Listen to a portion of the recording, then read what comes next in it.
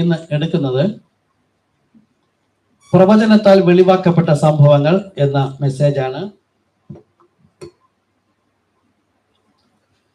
1965 August മാസം 1-ാം തീയതി ജെഫേഴ്സണിൽ, അതായത് നമ്മളെ ചർച്ചിൽ തന്നെ എടുത്തതാണ്. 1965 ഓഗസ്റ്റ് മാസം 1-ാം തീയതി എടുത്താണ് പ്രവചനത്താൽ വെളിവാക്കപ്പെട്ട സംഭവങ്ങൾ.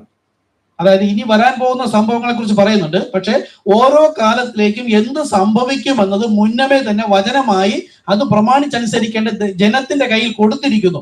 പക്ഷെ അവർ വായിച്ചിട്ട് ഇപ്പൊ പ്രാർത്ഥിച്ചു, വചനം ദൈവമാകുന്നു, ഈ വചനത്തെ വെളിപ്പെടുത്തി തരേണ്ടതും ദൈവമാകുന്നു. ആ പറയുന്ന വചനം എപ്പോഴാണ്, ആരിലൂടെയാണ്, എങ്ങനെയാണ്, എപ്പോഴാണ് സംഭവിക്കേണ്ടതെന്നതും വെളിപ്പെടുത്തി തരേണ്ടത് കർത്താവാകുന്നു. ആ കർത്താവ് അല്ലാതെ ബുദ്ധിയിൽ വെളിപ്പെടുത്തുന്നത് കൊണ്ടാണ് വിവിധമായ വിശ്വാസത്തിലിരിക്കുന്ന സഭകൾ. അപ്പോൾ അങ്ങനെ ചില വിഷയങ്ങളാണ് നമ്മൾ ഇന്നുപോലെ പഠിക്കാൻ പോകുന്നത്. ഇതെല്ലാം നമ്മൾ അറിഞ്ഞിരിക്കേണ്ട കാര്യമാണ്. സംഘടനാ സഭയിലായിരുന്നപ്പോൾ നമുക്കിതൊന്നും അറിയില്ലായിരുന്നു. കർത്താവ് നമ്മൾ സംസാരിക്കുന്നു. ആദ്യം അതിലേക്ക് നമുക്ക് ലൂക്കോസ് എഴുതിയ സുവിശേഷം, കുറച്ച് ദീർഘമായ ഒരു വചനമാണ്. ലൂക്കോസ് എഴുതിയ സുവിശേഷം 24-ാമത്തെ അധ്യായം 12 മുതൽ 34 വരെ. ലൂക്കോസ് അറിയാലോ, യേശു ഉയർത്തെഴുന്നേറ്റ ശേഷം സംസാരിക്കുന്നതാണ്. ലൂക്കോസ് എഴുതിയ സുവിശേഷം 24-ാമത്തെ അധ്യായം 12-ാമത്തെ വാക്യം മുതൽ 34-ാമത്തെ വാക്യം വരെ ഞാനിവിടെ വായിക്കാം. ലൂക്കോസ് 24:12 മുതൽ 34 വരെ.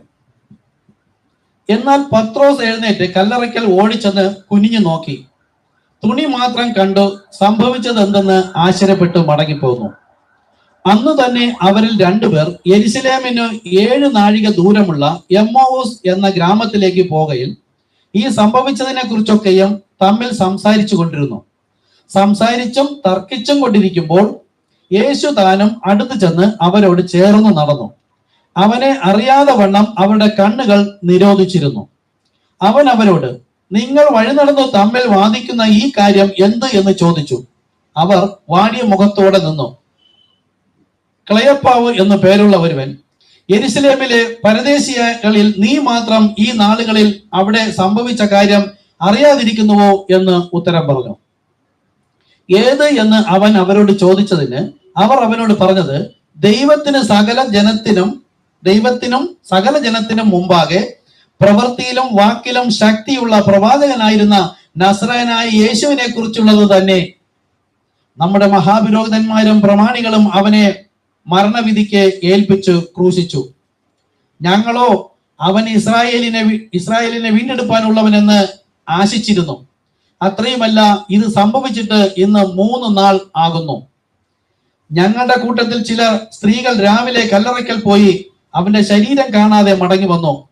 അവൻ ജീവിച്ചിരിക്കുന്നു എന്ന് പറഞ്ഞ ദൂതന്മാരുടെ ദർശനം കണ്ടു എന്ന് പറഞ്ഞു ഞങ്ങളെ ഭ്രമിപ്പിച്ചു. ഞങ്ങളുടെ കൂട്ടത്തിൽ ചിലർ കല്ലറയ്ക്ക് ചെന്ന് സ്ത്രീ പറഞ്ഞതുപോലെ തന്നെ കണ്ടു, അവനെ കണ്ടില്ല താനും. അവൻ അവരോട്, അയ്യോ ബുദ്ധിഹീനരെ, പ്രവാചകന്മാർ പറഞ്ഞിരിക്കുന്നത് എല്ലാം വിശ്വസിക്കാത്ത മന്ദബുദ്ധികളെ, ക്രിസ്തു ഇങ്ങനെ കഷ്ടം അനുഭവിച്ചിട്ട് തന്റെ മഹത്വത്തിൽ കടക്കേണ്ടതല്ലയോ എന്ന് പറഞ്ഞു. മോശ തുടങ്ങി സകല പ്രവാചകന്മാരിൽ നിന്നും എല്ലാ തിരുവെഴുത്തുകളിലും തന്നെ കുറിച്ചുള്ളത് അവർക്ക് വ്യാഖ്യാനിച്ചു കൊടുത്തു. അവർ പോകുന്ന ഗ്രാമത്തോട് അടുത്തപ്പോൾ അവൻ മുമ്പോട്ട് പോകുന്ന ഭാവം കാണിച്ചു. അവരോ, ഞങ്ങളോട് കൂടെ പാർക്ക, നേരം വൈകി അസ്തമിപ്പാറായല്ലോ എന്ന് പറഞ്ഞു അവനെ നിർബന്ധിച്ചു. അവൻ അവരോട് കൂടെ പാർപ്പാൻ ചെന്നു.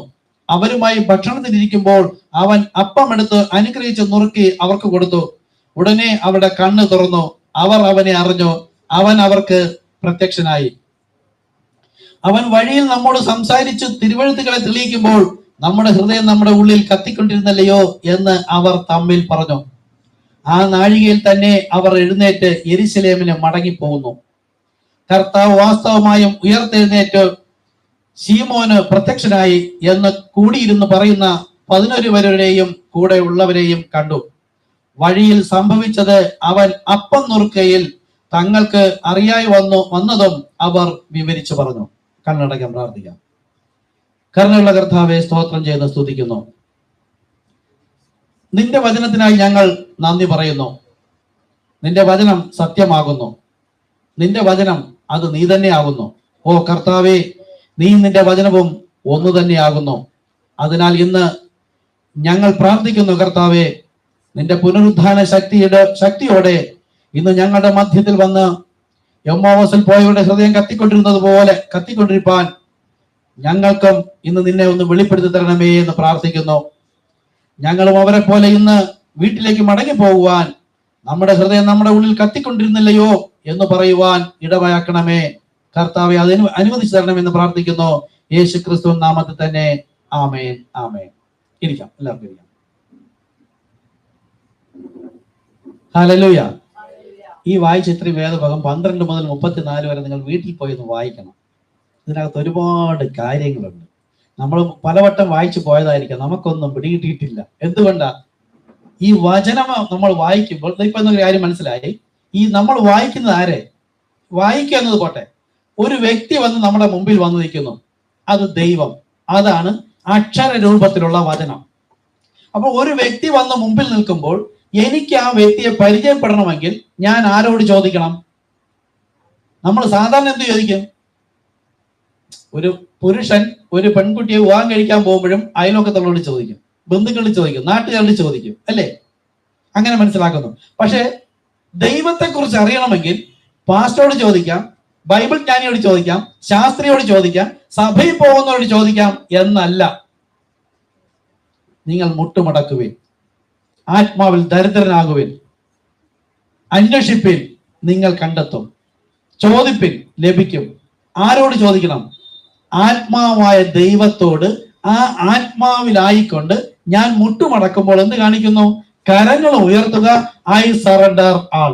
എന്റെ കർത്താവേ, എന്റെ ബുദ്ധിപരമായി അങ്ങേ കണ്ടുപിടിക്കാൻ കഴിയില്ല, അങ്ങ് അനേകർക്ക് വെളിപ്പെടുത്തി കൊടുക്കുന്നു എന്ന് പറയുന്ന ഈ സഭകൾ ഒന്നൊന്നിനോട് വ്യത്യസ്തമായി നിൽക്കുന്നത് കൊണ്ട്, ഏതാണ് ശരി ഏതാണ് തെറ്റെന്ന് അറിയാത്തത് കൊണ്ട് എനിക്ക് വെളിപ്പെടുത്തി തരുവാൻ യോഗ്യനായുള്ളവൻ ഒരുവൻ മാത്രം, കർത്താവേ.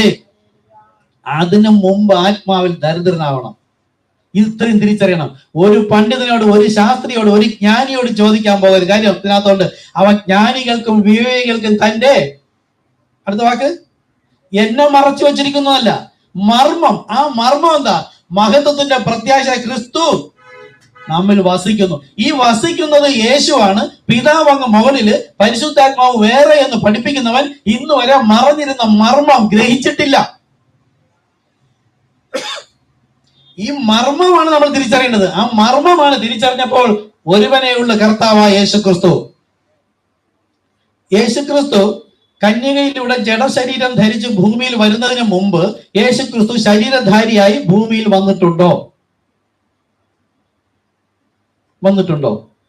ഇല്ലെന്ന് എല്ലാവരും പറയുള്ളൂ. ഞാനും അങ്ങനെ തന്നെ പഠിച്ചിരുന്നു. വന്നിരുന്നു.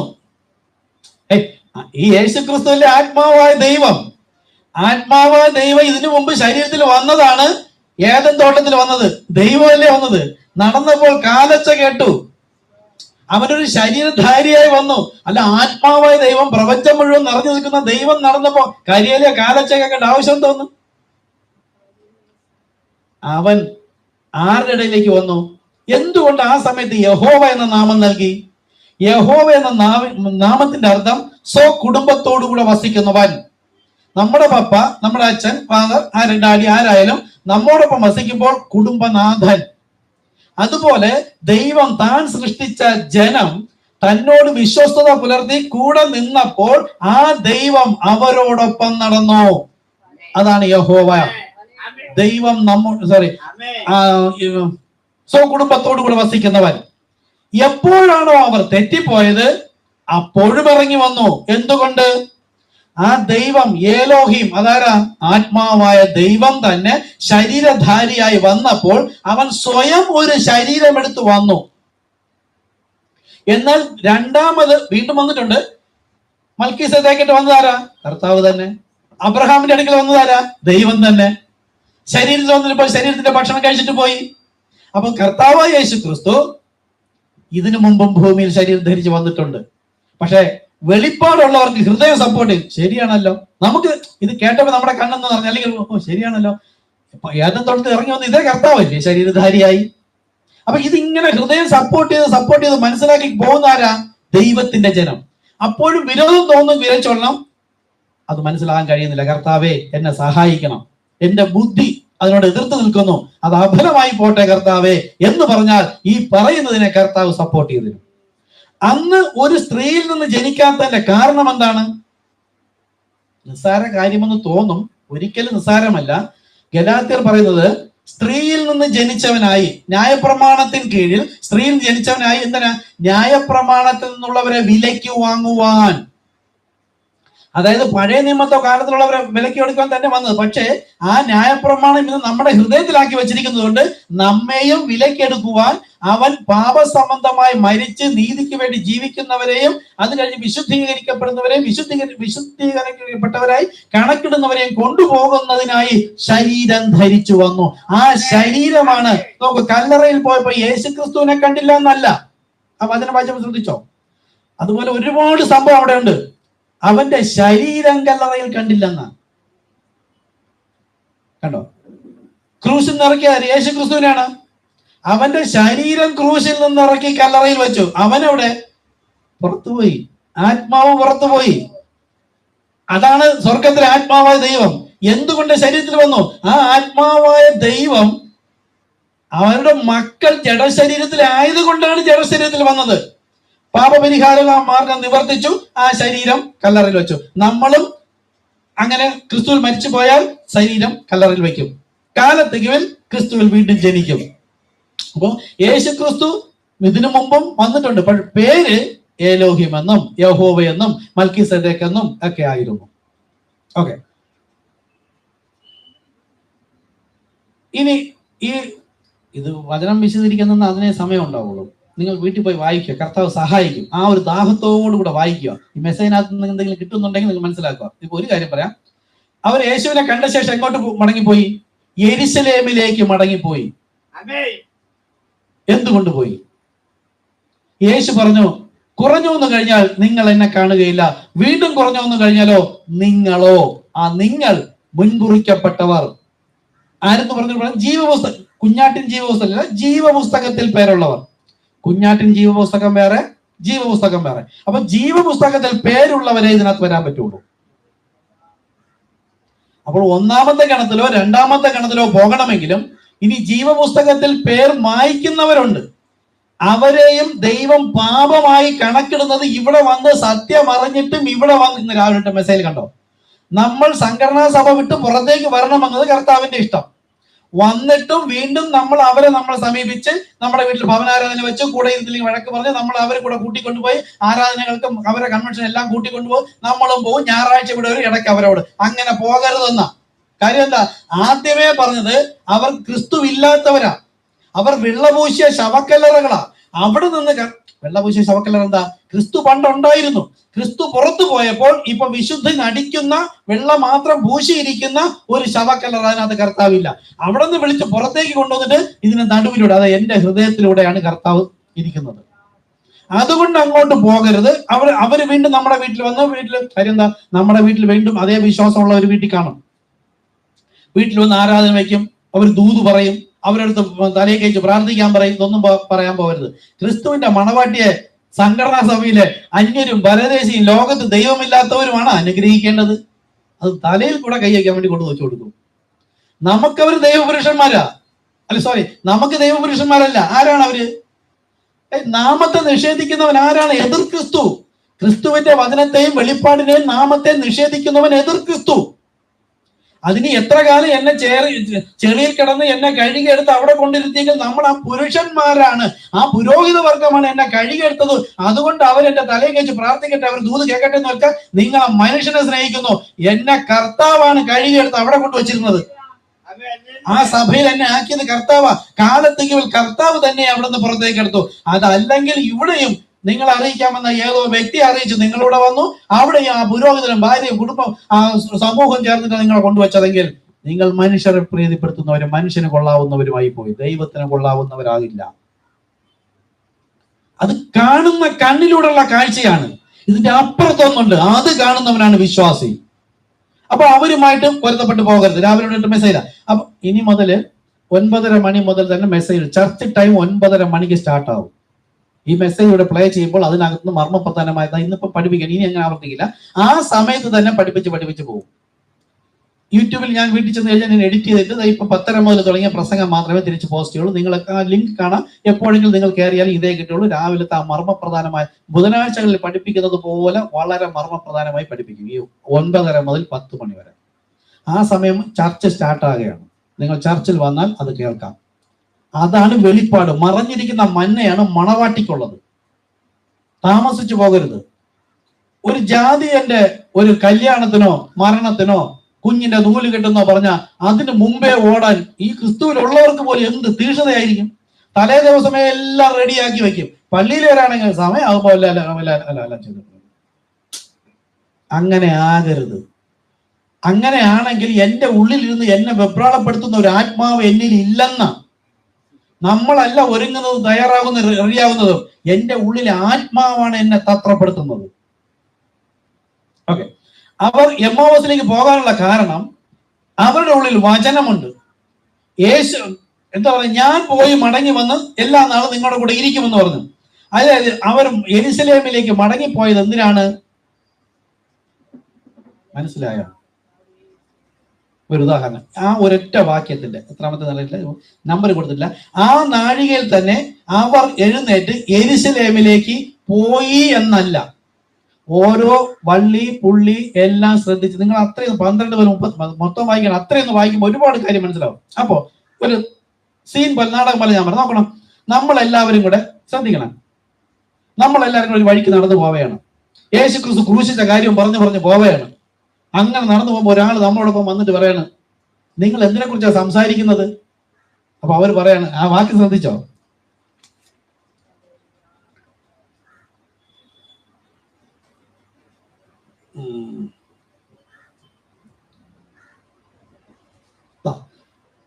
ഏത് എന്ന് അവൻ അവരോട് ചോദിച്ചതിന് അവർ അവനോട് പറഞ്ഞത്, ദൈവത്തിനും സകല ജനത്തിനും മുമ്പാകെ, നോക്കണം, ദൈവത്തിനും സകല ജനത്തിനും മുമ്പാകെ പ്രവൃത്തിയിലും വാക്കിലും ശക്തിയുള്ള പ്രവാചകനായിരുന്ന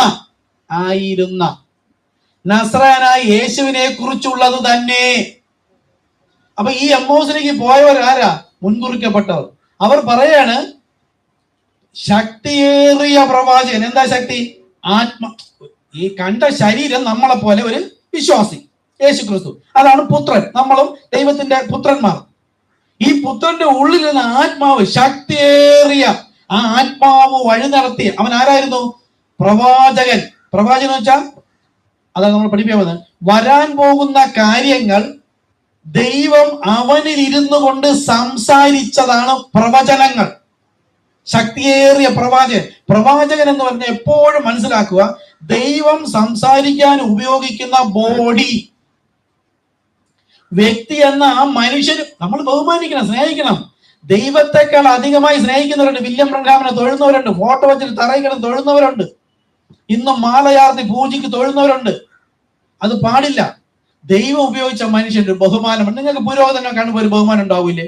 നമ്മുടെ എത്ര വലിയ പുരോഹിതനായിരുന്നാലും നമുക്ക് പുരോഹിതൻ, നമ്മുടെ ഈ സന്ദേശത്തിലുള്ള ഒരു ബഹുമാനം. അതുപോലെ ദൈവം ഉപയോഗിച്ച ഈ കാലത്തിന്റെ ദൈവിക വെളിപ്പാടിന് വേണ്ടി ദൈവം ഉപയോഗിച്ചൊരു മനുഷ്യൻ. അപ്പൊ യേശുവിന്റെ ശരീരവും അവര് പറയാണ്, അത് കേൾക്കണം, ദൈവത്തിനും സകല ജനത്തിനും മുമ്പാകെ. അപ്പൊ ആരുടെ മുമ്പാകെ? യേശു വഴി നടക്കുമ്പോൾ ആര്? ദൈവത്തിന്റെയും മുമ്പാകെ. നമ്മളോ? എന്റെ ജീവിതവും വാക്കും പ്രവൃത്തിയും ആരും കാണുന്നില്ല, കേൾക്കുന്നില്ല, ആരുമില്ല എന്ന് പറയുമ്പോഴും നമ്മൾ ആരുടെ മുമ്പിൽ നടക്കുന്നു, പറയുന്നു, സംസാരിക്കുന്നു, ജീവിക്കുന്നു? ദൈവത്തിന്റെ മുമ്പാകെ. ഭൂമിയിലാണ്, ആരുമില്ല, മുറി അടച്ചിട്ടു, അല്ലെങ്കിൽ ദൂരെയാണ്, ഞാൻ ജോലി സ്ഥലത്താണ്, അങ്ങ് ഉഗാണ്ടയിലാണ്, ആഫ്രിക്കയിലാണ്, ഇനി എവിടെയൊക്കെ എന്ന് പറഞ്ഞാലും നമ്മൾ എവിടെ? ദൈവത്തിന്റെ മുമ്പാകെ. ഇനി യേശു വന്നപ്പോൾ ഉണ്ടായിരുന്ന പുരോഹിതന്റെയും മുൻപാകെ. അടുത്ത് പ്രവൃത്തിയിലും. പ്രവൃത്തി എന്താ? യേശു പ്രവർത്തിച്ചത് മുഴുവൻ വിശ്വാസത്താലാ. എന്താണ് വിശ്വാസം?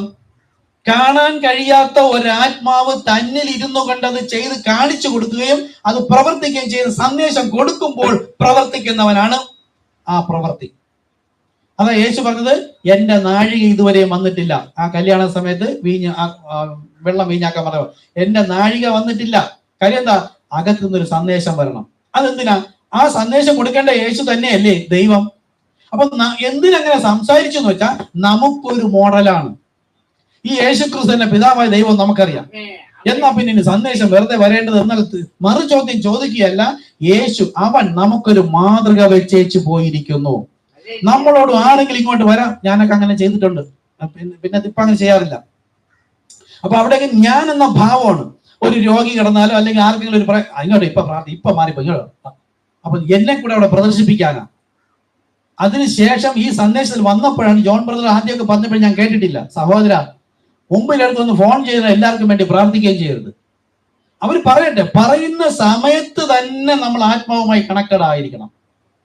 ഇവരുടെ ഡീറ്റെയിൽസ് കിട്ടണം. ഇവർ ദൈവദാസന്മാരെയോ ദൈവമക്കളെയോ ഉപദ്രവിച്ചിട്ടാണോ ഇത് വന്നത്, ദൈവത്തിന് വിരുദ്ധമായിട്ടാണോ ജീവിക്കുന്നത്, ഇതെല്ലാം മനസ്സിലാക്കണം. ഇല്ലാതെ ഇങ്ങോട്ട് വാ, ഇപ്പൊ പ്രാർത്ഥന സുഖപ്പെടുത്തി തരാം എന്ന് പറഞ്ഞു വിടരുത്. അവർ സുഖപ്പെട്ടു പോയാൽ വീണ്ടും ആ പാപത്തിൽ തന്നെ പോകും. അപ്പൊ അവർക്ക് ബോധവൽക്കരണം കൊടുത്ത്, നിങ്ങൾ ഇന്ന കുറ്റങ്ങൾ കുറവുകളുണ്ട്, അത് ദൈവസന്നിധിയിൽ പാപമാണ്, ആ പാപം നിങ്ങൾ നീതീകരിക്കപ്പെട്ട അല്ലെങ്കിൽ ഏറ്റുപറഞ്ഞ് ഉപേക്ഷിച്ച ശേഷം നിങ്ങൾക്ക് പ്രാർത്ഥിക്കാം എന്ന് പറയുമ്പോൾ ആ ആത്മാവിനെ നേടാൻ കഴിയുന്ന. ഇങ്ങനെയാണോ ലോകത്തെ സഭകളിലൊക്കെ? ഞാനിങ്ങനെ ചെയ്ത് നടന്നതാ. അപ്പൊ യേശു ഇവിടെ വെള്ളത്തെ വീഞ്ഞാക്കാൻ പറഞ്ഞ ഒരു വലിയ പുരുഷാരം തന്നെ ഉണ്ട്. അവരെ കാണിക്കാൻ വേണ്ടി ഞാനിപ്പം വെള്ളം വീഞ്ഞാക്കി തരാം എന്നൊന്നും പറയാൻ പോയില്ല. സ്ത്രീയെ, എന്റെ നാഴിക ഇതുവരെ വന്നിട്ടില്ല. എനിക്കൊരു മോഡലാണ്. ഞാനും ഈ ശരീരത്തിൽ എന്റെ കർത്താവിന്റെ ആത്മാവ് ഉണ്ട് എങ്കിലും അത് വിവേചിച്ചറിഞ്ഞുകൊണ്ട് ആർക്കാണ്, എന്താണ്, എങ്ങനെയാണ് ദൈവത്തിന്റെ ഇഷ്ടപ്രകാരം ജീവിക്കണം, പ്രവർത്തിക്കണം. അപ്പൊ അവന്റെ പ്രവൃത്തി എന്ന് പറഞ്ഞാൽ ആ ആത്മാവിന്റെ പ്രേരണയുടെ വിശ്വാസത്തിന്റെ പ്രവൃത്തി. വാക്കിലും ശക്തിയുള്ള പ്രവാചകനായിരുന്ന നസ്രാന യേശുവിനെ കുറിച്ചുള്ളത് തന്നെ. ഇനി ഇവർ മടങ്ങി എങ്ങോട്ട് നോക്കും? ആ നാഴികയിൽ അവർ എഴുന്നേറ്റ്, ഇവിടെ വീട്ടിൽ പോയി ഭക്ഷണം കഴിച്ച ശേഷം അവർ എഴുന്നേറ്റ് യെരുശലേമിലേക്ക് പോയി എന്നെല്ലാം മടങ്ങിപ്പോയി. അപ്പൊ ഒരു വഴിയാത്ര ചെയ്ത് പോകുന്നതിനിടയിൽ ഒരു വ്യക്തി വന്നു. ആ യേശുവിനെ കുറിച്ചാണ് പറയുന്നത്, നീ മാത്രം അറിഞ്ഞില്ല എന്ന രീതിയിലൊക്കെ സംസാരിക്കുന്നത്. അപ്പൊ അത് മെസ്സേജുണ്ട്. അപ്പൊ തന്നെ മറച്ചിട്ട് സംസാരിക്കുകയാണ്. അപ്പം വാഴ്ത്തി കൊടുത്തപ്പോൾ, അതായത് വചനം വെളിപ്പെടുത്തി കൊടുത്തപ്പോൾ എന്ന് നമ്മൾ കാണാം. ദൈവത്തിന്റെ വചനം നമുക്ക് വെളിപ്പെടുത്തി തരുമ്പോഴാണ് ഈ കൂടെ നിൽക്കുന്ന നമ്മളൊപ്പം ഉണ്ടെന്ന ഭർത്താവ് എന്ന മണവാളൻ, അവൻ ആരാണ്? അവൻ തന്നെയാണ് സൃഷ്ടികർത്താവ്. അപ്പോഴാണ് കണ്ണു തുറക്കുന്നത്, അപ്പം നുറുക്കി കൊടുക്കൽ. അപ്പൊ എന്താ? വചനം എന്താ? വചനത്തിനകത്തുനിന്ന് വെളിപ്പാട്. ആ ഇത് വചനം, പിതാവ് പുത്രൻ പരിശുദ്ധാത്മാവ് എന്നത് വചനം. ഈ വചനത്തിനകത്തുള്ള വെളിപ്പാടാണ് കർത്താവ് യേശു ക്രിസ്തു. ഇത് വിളമ്പി തരണം നമുക്ക്. ഇത് ആത്മാവിനാൽ വിളമ്പി കിട്ടുമ്പോൾ കണ്ണു തുറക്കും. ഇതുവരെ ഞാൻ പറഞ്ഞത് ഇവനെ കുറിച്ച് തന്നെയായിരുന്നല്ലോ. അങ്ങനെ വന്നാൽ ആ വെളിപ്പാട് പിന്നെ നമ്മളെ വഴി നടത്തും. അതാണ് അവിടെ പോയ ശേഷം, യേശു പോയ ശേഷം അവർ യെരുശലേമിലേക്ക് മടങ്ങിപ്പോയത്. എന്താ? ഈ പോയവൻ പോയതുപോലെ തന്നെ മടങ്ങി വരുമെന്ന് പറഞ്ഞു. അതവിടെ ലൂക്കോസ് 24 ശേഷം, ലൂക്കോസ് 24:49 അപ്പോസ്തലർ പറഞ്ഞു 1:8 എന്താ പറയുന്നത്? ശക്തി ധരിക്കോളം നിങ്ങൾ എവിടെ പാർക്കണം? യെരുശലേമിൽ. ഈ വചനം അവരുടെ ഹൃദയത്തിലുണ്ട്. അതിനുശേഷം അവർ യെരുശലേമിലേക്ക് പോയി. പക്ഷെ യേശു അവിടെ താഴോട്ട് വേറെ പല കാര്യങ്ങളും പറയുന്നുണ്ട്. ക്രിസ്തു മരിച്ചടക്കുകയും 3-ാം നാൾ ഉയർത്തെഴുന്നേൽക്കുകയും അവന്റെ നാമത്തിൽ പാപമോചനവും മാനസാന്തരവും യെരുശലേമിൽ തുടങ്ങിയ സകല ജാതികളും പ്രസംഗിക്കണം എന്നൊക്കെ പറയുന്നു. പക്ഷെ അവർ മടങ്ങിപ്പോയി, അവരെ ഉള്ളിലെ വചനം. അങ്ങനെയെങ്കിൽ നമ്മളും സഭയിൽ വന്നാൽ ആദ്യം പോകേണ്ടത് യെരുശലേമിലേക്ക്. യെരുശലേമയുടെ സ്വന്തം ഭവനമാണ്, ഭവന ആലയം. നമ്മുടെ അവിടെ എന്താ കിട്ടുന്നത്? അവര് പോയതിനാ ദൈവത്തിന്റെ ശക്തി പ്രാപിക്കാൻ. അപ്പൊ പരിശുദ്ധാത്മാവ്, കഴിഞ്ഞ ആഴ്ച പഠിച്ച വചനം ചേറ്റാലേ പോകുന്നു. പരിശുദ്ധാത്മാവിലുള്ള പ്രവൃത്തിയും പരിശുദ്ധാത്മാവിലുള്ള ജീവിതവും പരിശുദ്ധാത്മാവിലുള്ള സംസാരവും പരിശുദ്ധാത്മാവിലുള്ള മരണ അടക്കവും മാത്രമേ ദൈവം തന്റെ ജനമായും തന്റെ പ്രവൃത്തിയായും കണക്കിടുകയുള്ളൂ. അല്ലാതെ ഉള്ളതൊന്നും ദൈവത്തിനുള്ളതല്ല, ദൈവം സ്വീകരിക്കുകയില്ല. എന്തുകൊണ്ടാ? തന്റെ ആത്മാവില്ലാത്തവൻ തനിക്കുള്ളവനല്ല. അപ്പോൾ നമ്മൾ വൃഥ അധ്വാനിച്ചാലും ജീവിച്ചാലും പറഞ്ഞാലും മരിച്ചാലും അടക്കിയാലും ദശാംശം കൊടുത്താലും കാണിക കൊടുത്താലും എല്ലാം പരിശുദ്ധാത്മ പ്രേരിതമായി തന്നെ ചെയ്താൽ അതിന് ഫലം സ്വർഗത്തിൽ കിട്ടും. അല്ല എങ്കിൽ ഇവിടെ ഇരട്ടി ഫലം തരും. കരുത, കർത്താവിന്റെ നാമത്തിൽ കൊടുത്തു കർത്താവ് കടക്കാരനാക്കാൻ പറ്റില്ല, കർത്താവ് നൽകിക്കൊണ്ടേയിരിക്കും. അതുകൊണ്ടാണ് വാക്കിനാലോ ക്രിയയാലോ എന്ത് ചെയ്താലും സകലവും കർത്താവായ യേശു ക്രിസ്തു നാമത്തിൽ ചെയ്തു. ആരോട് പറഞ്ഞു? സഭയിൽ പരിശുദ്ധാത്മാവ് ലഭിച്ചവരോട് പറഞ്ഞു. അപ്പൊ ആ ആത്മാവിനാൽ ചെയ്യുന്നതാണ് സ്വർഗത്ത് ദൈവത്തിന്റെ പ്രവൃത്തിയായും വിശ്വാസമായും ദൈവം കണക്കിടുന്നത്. അപ്പൊ എവർ എമ്മാവൂസിലേക്ക് പോയത് ആ പരിശുദ്ധാത്മാവ് പ്രാപിക്കാനാണ്. ഇപ്പൊ വചനത്തിലുള്ള കാര്യമാണ് ഞാൻ പറഞ്ഞത്. നിങ്ങൾ അത് വായിച്ച ഒരുപാട് കാര്യങ്ങൾ അവിടെയുണ്ട്. ഇനി നമ്മൾ സന്ദേശത്തിൽ കിടക്കുകയാണ്. ഇപ്പൊ തന്നെ അരമണിക്കൂറായി. ഒരു ഏകദേശ രൂപം കിട്ടുന്നതിനാണ്. അപ്പോൾ ഓരോ കാലത്തിലെയും വചനം മുൻകൂട്ടി എഴുതപ്പെട്ട് തന്ന് ലേഖനമായും ചുരുളുകളായും വചനമായും കയ്യിൽ ലഭിച്ചിരിക്കുന്നവരുടെ മുമ്പിലേക്ക് ആ കാലത്തെ വചനം നിവർത്തിക്കുന്നവനെ ദൈവം ഒരു ശരീരത്തിലൂടെ പ്രവർത്തിപ്പിക്കും. ആ കാലത്ത് ദൈവത്തിന്റെ ജനം മാത്രം, അത് വിശ്വാസത്താൽ എന്ന് പറഞ്ഞാൽ ഈ കണ്ണുകൊണ്ടല്ല. നമുക്കിപ്പം ഏലോഹിം വന്നപ്പോഴും ഏദൻ തോട്ടത്തിൽ വന്നപ്പോഴും യേശു ക്രിസ്തു വന്ന് ദൈവം ശരീരം വന്ന് നമ്മുടെ അകത്ത് സപ്പോർട്ട് ചെയ്തതുപോലെ ഈ വചനം വായിക്കുമ്പോൾ നമുക്ക് ഓരോ കാര്യം ഗ്രഹിക്കണം. അവരതിൽ ഉറയ്ക്കും. അങ്ങനെ ഗ്രഹിച്ചു പോകുന്നവനാണ് ദൈവത്തിന്റെ ജനം. ഓക്കെ, ഇനി ഇതിലേക്ക് വരികയാണ്. ശ്രദ്ധിക്കും, പ്രാർത്ഥനയോടായിരിക്കാം. ഇതിനകത്ത് നിന്ന് വിളമ്പി കിട്ടണം. ഇത് 1965 സംസാരിച്ച് ഇവിടെ പുസ്തകം വായിക്കേണ്ട ആവശ്യമില്ല. കാര്യം എന്താ? ദൈവമാണ് നമുക്കും കൂടെ വേണ്ടിയിട്ട് സംസാരിച്ചിരിക്കുന്നത്. അതുകൊണ്ട് ഈ വചനമെല്ലാം വായിച്ചിട്ട് നമ്മൾ തന്നെ ഒരു വ്യാഖ്യാതാവാകരുത്. സ്വന്തം ദൈവം തന്റെ സ്വന്തം വ്യാഖ്യാതാവ്. നമുക്കൊരു പുസ്തകമുണ്ട്, സ്വന്തം നിരൂപണങ്ങളിൽ ഊന്നരുത് എന്ന് വേറൊരു പുസ്തകമുണ്ട്. നമ്മളിപ്പോ ആദ്യം ദൈവം എന്ന് പറയുന്നത് വചനമാണ്. വചനം എന്താണ് ഉദ്ദേശിക്കുന്നതെന്ന് ദൈവം തന്നെ പറഞ്ഞു തരണം, നമ്മളല്ല വ്യാഖ്യാനിക്കാം. ഓക്കെ, കർത്താവ് സഹായിക്കട്ടെ. ഇപ്പോൾ ബൈബിളിനെ സംബന്ധിച്ച് സംസാരിക്കുവാൻ ഞാൻ ആഗ്രഹിക്കുന്നു. ഇന്ന് ആ വിഷയത്തിലേക്ക് ഒരു തലക്കെട്ട് ഞാൻ കൊടുക്കാൻ ആഗ്രഹിക്കുന്നത് പ്രവചനത്തിലൂടെ വെളിവാക്കപ്പെട്ട സംഭവങ്ങൾ. അപ്പൊ പല കാര്യം ഓരോ കാലഘട്ടത്തിലും മുൻകാലത്തെ കാര്യങ്ങൾ പറഞ്ഞിട്ട് വരാൻ പോകുന്നതിലേക്ക് പോവുകയാണ്. ബൈബിൾ മറ്റെല്ലാ പവിത്രമായ പുസ്തകങ്ങളെക്കാളും വ്യത്യസ്തമായ ഒരു പുസ്തകമാണ്. ബൈബിൾ ഒരു ഭാവിയിലെ സംഭവങ്ങൾ പറയുന്ന പ്രവചന പുസ്തകമാണ്. അത് യേശുക്രിസ്തുവിന്റെ ഒരു വെളിപ്പാട് കൂടിയാണ്. ഉൽപ്പത്തി പുസ്തകം മുതൽ വെളിപ്പാട് പുസ്തകം വരെയുള്ള കാര്യങ്ങളിലൂടെ അവൻ ആര് ആയിരുന്നു എന്നും ആര് ആകുന്നു എന്നും ആര് ആണ് എന്നും വെളിപ്പെടുത്തുന്നു. പഴയ നിയമത്തിലുണ്ടായിരുന്നവൻ വേറെ എന്ന് ലോകം പഠിപ്പിക്കുന്നു. പരിശുദ്ധാത്മാവ് നമുക്ക് മനസ്സിലായി. പഴയ നിയമത്തിലുള്ള ആ ആത്മാവായി ദൈവം തന്നെയാണ് ജഡശരീരം ധരിച്ച് ഭൂമിയിലേക്ക് വന്നത്. ഇവൻ തന്നെയാണ് ഞാൻ പോയി മടങ്ങി വന്ന എല്ലാ നാളും ലോകാവസാനത്തോളം നിങ്ങളുടെ കൂടെ ഇരിക്കും, ഞാൻ നിങ്ങളെ അനാഥരായി വിടുകയില്ല എന്ന് പറഞ്ഞതും ഈ ശരീരവുമായി മുകളിലേക്ക് പോയിട്ട് അകത്തെ ആത്മാവ് തന്നെയാണ്. അതാണ് പോകുന്നതിന് മുമ്പ് പത്രോസിനോട് ഒരു ചോദ്യം ചോദിച്ച് നമുക്ക് ഉറപ്പ് തന്നിട്ടാണ് യേശു പോയത്. നിങ്ങൾ എന്നെ ആർ എന്ന് പറയുന്നു? നീ പ്രവാചകനെന്നും പുരോഹിതനെന്നും അങ്ങനെ പലതും പറയുന്നു. അച്ഛന്റെ മകൻ ബേൽസബൂൽ പലതും പറയുന്നു. പക്ഷെ അതൊന്നും എനിക്കറിയണ്ട. പിതാവിനാൽ ആകർഷിക്കപ്പെട്ട് എന്റെ അടുക്കലേക്ക് വന്ന നിങ്ങൾ എന്നെ കുറിച്ച് എന്ത് പറയുന്നു? അവിടെയും കൺഫ്യൂസ് ചെയ്ത സ്ഥലത്ത് പറയുന്നു. മത്തായില് നീ ദൈവത്തിന്റെ പുത്രനായ ക്രിസ്തു. ലൂക്കോസ് പറയുന്നു ദൈവത്തിന്റെ ക്രിസ്തു. മാർക്കോസ് 8:29 പറയുന്നു നീ ക്രിസ്തു. ക്രിസ്തു എന്ന് വെച്ചാൽ പരിശുദ്ധാത്മാവ് എന്നതുപോലും നിങ്ങൾ പോയി ചോദിച്ചു നോക്ക്. കത്തോലിക്ക മുതൽ പെന്തക്കോസ്ത് വരെയുള്ള ഒരു സഭകളും പഠിപ്പിക്കില്ലല്ലോ. ക്രിസ്തു എന്ന് വെച്ചാൽ യേശുവാണെന്ന് പഠിപ്പിക്കും. കാര്യം എന്താ? ദൈവയുടെ പത്രോസ് പറഞ്ഞു നീ ക്രിസ്തു, കർത്താവായ യേശു ക്രിസ്തു. ഒരു ദൈവത്തിന്റെ 3 ഇടപെടലുകൾ. കർത്താവ് പിതാവായി നിന്നപ്പോൾ അതേ കർത്താവ്, അത് കഴിഞ്ഞ് പുത്രനായി വന്നത് യേശു. ഈ യേശു തന്നെയാണ് പിതാവെന്ന കർത്താവെന്ന് വിശ്വസിക്കുന്നവരെ രക്ഷിക്കപ്പെട്ടിട്ടുള്ളൂ. രക്ഷിക്കപ്പെട്ടു എന്നവർ പറയുകയും യേശു വേറെ യേശുവിന്റെ പിതാവ് വേറെ എന്ന് പിന്നെ അവിടെ രക്ഷിക്കപ്പെട്ടിട്ടുണ്ട്. അതുപോലെ ക്രിസ്തു ആണ് യേശു എന്ന് പറയും. പക്ഷെ ഈ യേശുവാണ് പരിശുദ്ധാത്മാവ് എന്ന് പറയോ? ഇല്ല. ഞാൻ പോയാലേ മറ്റൊരു കാര്യത്തെ ഇത് അവർക്ക് മരണത്തിന് വേണ്ടി എഴുതി വെച്ചിരിക്കുന്നത്. എന്തിനാണ് അങ്ങനെ എഴുതിയത്? ബൈബിൾ എടുത്ത് വെച്ച് വായിച്ച് ഒരു മനുഷ്യൻ രക്ഷിക്കപ്പെട്ടു പോവില്ല. പരിശുദ്ധാത്മാവിൽ ആശ്രയിക്കണം, ദൈവത്തിൽ ആശ്രയിക്കണം എന്ന ദൈവ ഇഷ്ടപ്രകാരം അവൻ ആശ്രയിക്കുമ്പോൾ ആ ആത്മാവ് തന്നെ പറഞ്ഞു കൊടുക്കും. നിന്റെ ഉള്ളിൽ വരണമെങ്കിൽ നീ പാപിയാണെന്ന ബോധം വരണം, പാപമേറ്റു പറഞ്ഞ് ഉപേക്ഷിക്കണം, പാപസംബന്ധമായി മരിക്കണം, നീതിക്കായി ജീവിക്കാൻ നീ സ്നാനം, നിന്റെ പാപം മരിച്ച ശരീരത്തെ കൊണ്ട് കുഴിച്ചിട്ടുമ്പോൾ പിന്നെ ക്രിസ്തു ദൈവത്തിന്റെ മഹത്വത്തിനായി ജീവിച്ചതുപോലെ നാമും ജീവന്റെ പുതുക്കത്തിൽ. അപ്പോഴാണ് ഈ പരിശുദ്ധാത്മാവ് വരുന്നത്. അവന് മാത്രമേ ഈ പരിശുദ്ധാത്മാവാണ് ക്രിസ്തു എന്ന് മനസ്സിലാകാൻ കഴിയുള്ളൂ. അപ്പോൾ ഈ സഭകളിൽ ഇരിക്കുന്നവർക്ക് ഇപ്പൊ ലാസ്റ്റ് പറഞ്ഞായിരുന്നു പിടി കിട്ടിയോ? എങ്കിൽ നിങ്ങൾ കുറച്ചൊന്ന് ഉണരുവാണ്.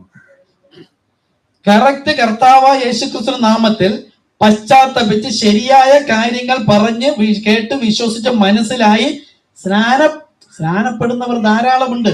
ദൈവം കണക്കിടണം. ഇവൻ എന്ത് വിശ്വസിച്ചു? ഞാൻ തന്നെ അവൻ പിതാവ് എന്ന് വിശ്വസിച്ചിട്ടാണ് അവൻ പാപസംബന്ധമായി മരിച്ച് അടക്കിയതെങ്കിൽ അവന് ദൈവം അയക്കുന്നതാണ് പരിശുദ്ധാത്മാവ്. കൈവച്ച ഉടനെ അന്യഭാഷ കിട്ടി പരിശുദ്ധാത്മാവ്. ഇത് ലോകം പഠിപ്പിക്കുന്നതാ. ഈ പരിശുദ്ധാത്മാവ് നൽകുന്നത് ദൈവം. ഈ പരിശുദ്ധാത്മാവ് വരുമ്പോഴാണ് ആ പരിശുദ്ധാത്മാവ് പ്രാപിച്ചവൻ ആരാലും ഉപദേശിക്കേണ്ട ആവശ്യമില്ല. ആ പരിശുദ്ധാത്മാവ് തന്നെ വെളിപ്പെടുത്തി കൊടുക്കും. ക്രിസ്തുവാണ് പരിശുദ്ധാത്മാവിനെയാണ് ക്രിസ്തു എന്ന് പറയുന്നത്. ഇതറിയാത്തവരാണ് ഈ സഭ മുഴുവനും. അങ്ങനെയെങ്കിൽ എന്ത് മനസ്സിലാക്കാം? അവർക്ക് പരിശുദ്ധാത്മാവ് ലഭിച്ചിട്ടില്ല. അല്പം പുറകിലേക്ക് പോയാൽ, ഞാൻ ഇപ്പം തിരിച്ചു പോവുകയാണ്. പരിശുദ്ധാത്മാവ് ലഭിച്ച ഒരു വ്യക്തിക്കാണ് പരിശുദ്ധാത്മാവ് എന്നാൽ ക്രിസ്തു എന്ന് വെളിപ്പെടുത്തി കൊടുക്കുന്നത്. നമുക്ക് ആദ്യം ഒന്ന് പഠിച്ചു, യേശുവാണ് ക്രിസ്തു എന്നറിയാം. ഈ പരിശുദ്ധാത്മാവാണ് ക്രിസ്തു എന്ന് വെളിപ്പെടുന്നവൻ എന്തുകൂടെ മനസ്സിലാക്കും? ഈ പരിശുദ്ധാത്മാവ് എന്ന് പറയുന്നത് യേശുവാണെന്ന് മനസ്സിലാവും. അവൻ പിന്നെ മൂന്നാമത്തെ ആളെന്ന് പറയില്ല. ഇത് മനസ്സിലായവൻ എന്ത് പറയും? ഈ യേശു തന്നെയാണ് സൃഷ്ടി എന്ന കർത്താവ് ഒരുവൻ. ഇത് ക്ലിയർ ആവണം. ഇത് വെളിപ്പാട്, ഇത് വചനം, ഇത് അക്ഷരത്തിന്റെ വചനം. അക്ഷരം കൊല്ലുന്നു, ആത്മാവോ ജീവിപ്പിക്കുന്നു. അപ്പോ ഈ ലോകത്തുള്ള സഭകൾക്ക് ഇന്ന് ക്രിസ്തു എന്ന് പറഞ്ഞാൽ അത് യേശുവാണ്, അത് പരിശുദ്ധാത്മാവാണെന്നൊന്ന് പറഞ്ഞു നോക്ക്. ദുരുപദേശമായിട്ട് വന്നിരിക്കുന്നു. പിന്നെ വില്യം ബ്രൺഹാമിനെ അറിയാമെങ്കിൽ പറയും, വില്യം ബ്രൺഹാം ദുരുപദേശകൻ, അവന്റെ പിന്നാലെ പോണത്. നമ്മൾ വെളിപ്പാടിന്റെ പിന്നാലെ. വെളിപ്പാടാകുന്നു ആരാകുന്നു? കർത്താവ് തന്നെ ആകുന്നു. അപ്പൊ നമ്മൾ ആരുടെ പിന്നാലെ പോകുന്നു? കർത്താവിന്റെ മുൻപേ. ഇപ്പൊ നമ്മളിലുള്ള ഒരാൾ ചെന്ന് എന്തെങ്കിലും പറഞ്ഞു കൊടുത്താൽ അവര് വിശ്വസിച്ചാൽ പറഞ്ഞ നമ്മളുടെ പിന്നാലെ അല്ല. നമ്മൾ പറയും, ഞാൻ ഒരുവനെ കാണിച്ചു തരാം. ആ മറ്റേ കിണറ്റിൽ സ്ത്രീ പറഞ്ഞ പോലെ, ഞാൻ ചെയ്ത പ്രവൃത്തിയൊക്കെയും എന്നോട് പറഞ്ഞ ഒരുവനെ ഞാൻ കണ്ടു, വന്നു കാൺമീൻ, എനിക്കൊന്നും പറയാനില്ല. കാര്യം എന്താ? അപ്പോൾ അവൾ പരിശുദ്ധാത്മാവ് പ്രാപിച്ചിട്ടില്ല. അവൾ പിന്നെ പോയ ശേഷം യേശു അവൾക്കും കൂടെ വേണ്ടി കാൽവരി ക്രൂശിൽ മരിച്ച് പരിശുദ്ധാത്മാവ് വരുമ്പോൾ അവളും വിശ്വാസത്തിലാണ് സ്വീകരിക്കുമ്പോൾ പിന്നെ വന്ന് കാണാൻ പറയണ്ട. ആ പറയേണ്ടവൻ എന്റെ ഉള്ളിൽ ഇരിക്കുകയാണ്. പിന്നെ ഞാൻ സംസാരിക്കാൻ എഴുന്നേൽക്കുന്ന നാളിൽ എന്റെ നാവിൽ ആര് നൽകും? കർത്താവ്, ആ പരിശുദ്ധാത്മാവ് തന്നെ നൽകും. അപ്പോ ഈ യേശു എന്ന് പറഞ്ഞാൽ, ഈ ക്രിസ്തു എന്ന് പറഞ്ഞാൽ പരിശുദ്ധാത്മാവ് എന്നറിയണം. അപ്പോൾ തന്നെ അതാണ് യേശു എന്നറിയണം. ആ യേശു തന്നെയാണ് പിതാവ്. ഇനി തിരിച്ചു പോയാലോ, ഈ ആത്മാവായ പിതാവ് തന്നെയാണ് പരിശുദ്ധാത്മാവ് എന്ന് പറയണം. സമ്മതിക്കും അവര്? ദൈവം തന്റെ ആത്മാവിനെ അയച്ചു വന്ന, ദൈവമാണ് സ്വർഗത്തിരിക്കുന്നു, അയച്ചു വന്ന ആത്മാവ് കണ്ട മൂന്നാമത്തെ വേറെ ആത്മാവ്. ഇത് മുഴുവൻ ബുദ്ധിയിൽ പഠിക്കുകയാണ്. ഇതിനെ മരിപ്പിക്കാനാണ് നമ്മളിവിടെ വരുന്നത്. ഇന്നിവിടെ നടക്കുന്നത് ഒരു സമ്പൂർണ്ണ മരണമാണ്. അല്പമെങ്കിലും സംശയമുണ്ടെങ്കിൽ അതും കൂടെ എടുത്ത് കളഞ്ഞിട്ട് ഇനി പൂർണ്ണമായി ഗ്രഹിച്ചാൽ അത് പരിശുദ്ധാത്മാവാണ്. ഇതാണ് പറയാൻ പാടില്ലാത്തത്. നിങ്ങളെ പരിശുദ്ധാത്മാവിലാണ് ഗ്രഹിച്ചതെങ്കിൽ, നിങ്ങളുടെ ഉള്ളിൽ പരിശുദ്ധാത്മാവ് ഉണ്ടെങ്കിൽ എന്ത് ചെയ്യും? ഈ താലന്ത് കൊണ്ടൊന്ന് വിനിമയം ചെയ്യും. ഇത് പറയാൻ പോകുമ്പോ ഞാൻ എങ്ങനെ ഈ ചർച്ചയിൽ ചെന്ന് പാസ്റ്ററോട് പറയും? ഞാൻ എങ്ങനെ ഈ വിശ്വാസികളോട് പറയുന്നു? ഇവർ വിശ്വാസിയല്ല, അവർ അവിശ്വാസിയാണ്. അവരുടെ പ്രാണന്റെ വില എന്റെ കയ്യിൽ തന്നിരിക്കുകയാണ്. അതാ ഇപ്പൊ പഠിച്ചുകൊണ്ടിരിക്കുന്നത്. എന്റെ പപ്പയുടെ, അമ്മയുടെ, സഹോദരങ്ങളുടെ, മക്കളുടെ, ഭാര്യയുടെ, ഭർത്താവിന്റെ, കുടുംബക്കാർ ഇത് വിശ്വസിക്കാത്ത ആരൊക്കെ ഉണ്ടോ അവരുടെ പ്രാണന്റെ വിലയാണ് ഈ നൽകിക്കൊണ്ടിരിക്കുന്നത്. ഇപ്പൊ ഇതിലൂടെ ഇത് തന്നിട്ട് അവരോട് പറഞ്ഞില്ല എങ്കിൽ എന്നെ ദുഷ്ടദാസൻ എന്ന് ഒന്നാമത് വിളിക്കും. ആരാ ദുഷ്ടൻ? മത്തായി 13 വായിക്കുക. ദുഷ്ടൻ, കളവിതച്ചവൻ, അവനാര്? പിശാച്. അപ്പൊ ഞാൻ അറിയിച്ചില്ലെങ്കിൽ എന്നെ ദുഷ്ടദാസനെ എന്ന് ദൈവം വിളിക്കും. ഞാൻ പറയും ദൈവദാസൻ, ദൈവദാസൻ. മരണം വരെ വിശ്വസിച്ചോണ്ടിരിക്കും. ദൈവവിശ്വാസി. കർത്താവ് എന്ന് വിളിക്കുന്നത് പിശാചിന്റെ ദാസനെ എന്ന് പച്ചയ്ക്ക് പറഞ്ഞാൽ പിശാചിന്റെ ദാസനെ എന്നാണ് കർത്താവ് വിളിക്കുന്നത്. ഈ നാമത്തിനെതിരെ നിൽക്കുന്നവരും പിശാചിന്റെ ദാസൻ എന്ന് ബൈബിൾ പറയുന്നു. അതിൽ അപ്പോസ്തലർ പറഞ്ഞ 17, ഈ നാമം അശേഷം മിണ്ടരുത്, ആരോട് ഉപദേശിക്കരുത്. യേശു നാമം അശേഷം മിണ്ടരുത്. പരിശുദ്ധാത്മാവ് പറഞ്ഞെന്താ? ഈ നാമം മാത്രം പറയണം, ഒറ്റ നാമേ നൽകിയിട്ടുള്ളൂ. അപ്പൊ അതിനെതിരായിട്ട് നിൽക്കുന്ന തടിയും ഒക്കെ ഉള്ള വലിയ പാസ്മാരെ കാണുമ്പോൾ എന്തൊരു ബഹുമാനം. നമ്മുടെ ഉള്ളിൽ ഇരിക്കുന്ന ആരും തിരിച്ചറിയാത്തോണ്ടാ. നിങ്ങൾ അവരെ ബഹുമാനിച്ചോ, ഒരു സ്നേഹമൊക്കെ കാണിച്ചോ? ദൈവദാസനെ എന്റെ കുടുംബത്തിൽ വരണം, ഒന്ന് പ്രാർത്ഥിക്കണം. ആരെ വിളിച്ച് പ്രാർത്ഥിക്കുന്നത്? വേണ്ട സഹോദര പ്രാർത്ഥിക്കണ്ട, ഞാൻ പ്രാർത്ഥിച്ചോളാം എന്ന് പറഞ്ഞാൽ മതി. കുടുംബത്തിൽ വന്നാൽ ശരി, എന്റെ വീട്ടിൽ വന്ന് പ്രാർത്ഥിക്കാനുണ്ട്. ചില സമയത്ത് വരുമ്പോഴത്തേക്ക് ഞാൻ മിണ്ടാതെ നിൽക്കും. ചിലപ്പോഴത്തേക്ക് നമുക്ക് പ്രത്യേകിച്ച് അത് വേണ്ട, നിങ്ങൾ പ്രാർത്ഥിച്ചോന്ന് പറയും. എന്തിനാ അവരെ കൊണ്ട് പ്രാർത്ഥിപ്പിക്കേണ്ട ആവശ്യം? അവർ അവസാനം യേശുവിന്റെ നാമത്തിൽ ആമേൻ എന്ന് പറയും. അത്ര തന്നെ. ഈ നാമത്തോടെ ഒന്ന് പ്രാർത്ഥിക്കാൻ വന്നവരോട് തന്നെ ഈ സ്നാനം ഒന്ന് പറഞ്ഞു നോക്ക്. അവർ പ്രാർത്ഥിക്കാൻ വേണ്ടി നിൽക്കില്ല, ഇറങ്ങി പോടും. പോണ വഴിക്ക് പൊടിയും തട്ടിയിട്ട് പോകും. യേശു പറഞ്ഞിട്ടുണ്ട് പൊടി തട്ടിയിട്ട് പോണമെന്ന്. അയാളുടെ തന്നെ ന്യായവിധിക്കാ പൊടി തട്ടിയിട്ട് പോണത്. നോക്കൂ, വെളിപ്പാട് ഉണ്ടെങ്കിൽ എന്താ? ക്രിസ്തു എന്ന പാറമേൽ അടിസ്ഥാനം ഇടാന്ന് വെച്ചാൽ ക്രിസ്തു എന്ന എന്താ? ഈ മറഞ്ഞിരിക്കുന്ന രഹസ്യമാണ്. ഇത് പരസ്യമാണ്. ലോകം മുഴുവൻ എല്ലാവർക്കും ഇത് പരസ്യമാണ് അല്ലേ? ഇത് എന്ന പരിശുദ്ധാത്മാവ് എന്ന മറഞ്ഞിരിക്കുന്ന രഹസ്യമാണ് ക്രിസ്തു. ഇതിൽ ഉറയ്ക്കണം. എങ്കിലും എന്റെ വീട്ടിലോട്ട് കയറി വലിയ സമൂഹത്തിലുള്ള പാസ്റ്റർമാരും വിശ്വാസികളെ കാണുമ്പോൾ ഞാൻ ഒരാളല്ലേ ഉള്ളൂ, അവരോട് എല്ലാവരും എങ്ങനെയാ പറയണമെന്നല്ല.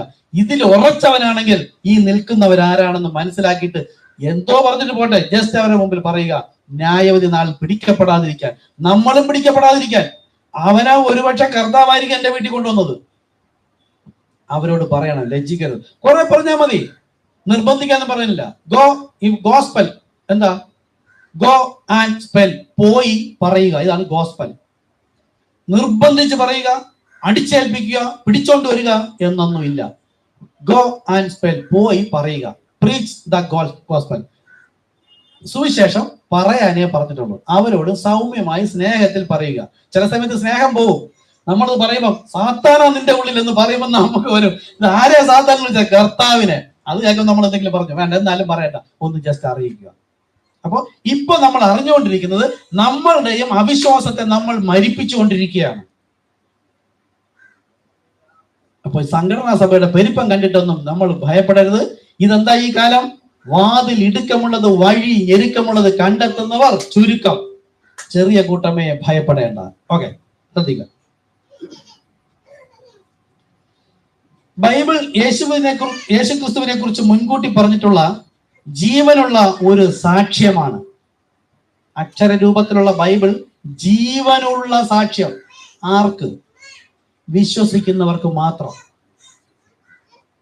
ഇത് ബൈബിൾ കയ്യിരുന്നിട്ട് കാര്യമൊന്നുമില്ല. നമ്മളൊക്കെ ബൈബിൾ കയ്യിൽ വെച്ചിരുന്നില്ല, എത്രയോ കാലം കൊണ്ട് നടന്നതാ. അതായത് സിസ്റ്റർക്ക് 53 വർഷമായി വിശ്വാസത്തിൽ വന്നിട്ട്. ദൈവകൃപയാൽ ഈ അടുത്ത സമയത്താണ് മനസ്സിലായത്. അപ്പൊ ഇത്രയും കാലവും നമ്മൾ വിശ്വാസിയാണെന്ന് പറഞ്ഞു നടന്നു.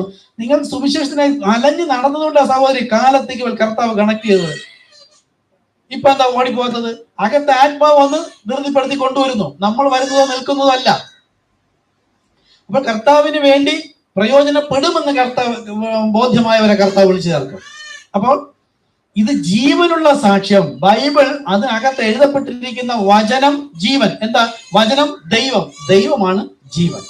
വിശ്വസിക്കുമ്പോൾ ആ ആത്മാവ് എന്നിൽ വന്നിട്ടാണ് ആ വചനത്തിൽ പറഞ്ഞിരിക്കുന്ന കാര്യങ്ങളെ എന്റെ ജീവിതത്തിൽ പ്രവർത്തിപ്പിക്കുന്നത്, പ്രതികൂലത്തെ മാറ്റുന്നത്, എന്റെ മുമ്പിൽ നന്മയും അനുഗ്രഹവും മരണം വിട്ട് ജീവനിലേക്ക് കടക്കുന്നതിനുള്ള വചനം ഓൾറെഡി എവിടെയുണ്ട്?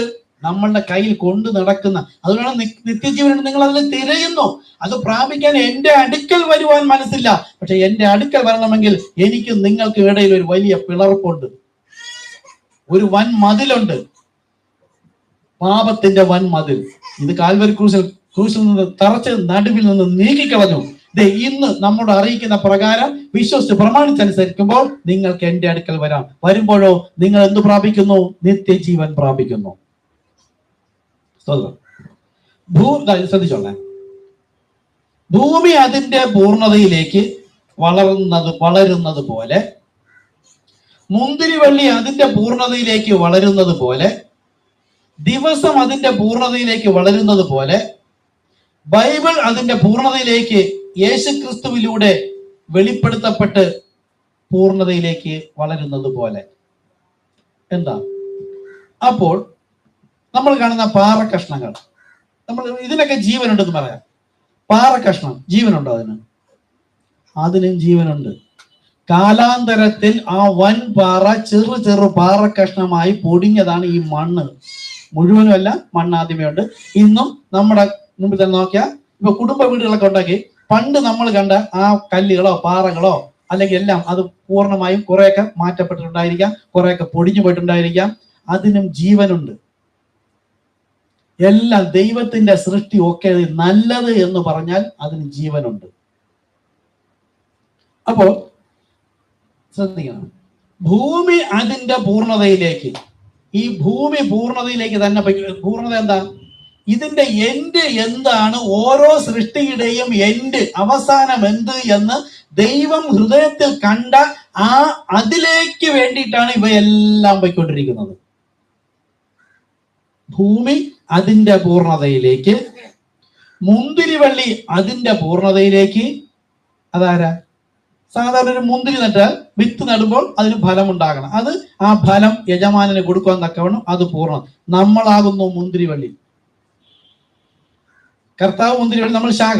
ആ ശാഖയ്ക്കും ആ വള്ളി മാത്രം ആദ്യം ഇങ്ങനെ വരുന്നു, അതിന്നൊരു ശാഖ വരുമ്പോൾ ആ വള്ളിയിലുള്ള എസൻസ് ഏതാണോ അത് തന്നെ ഈ കൊമ്പിലും ഉണ്ടാകണം.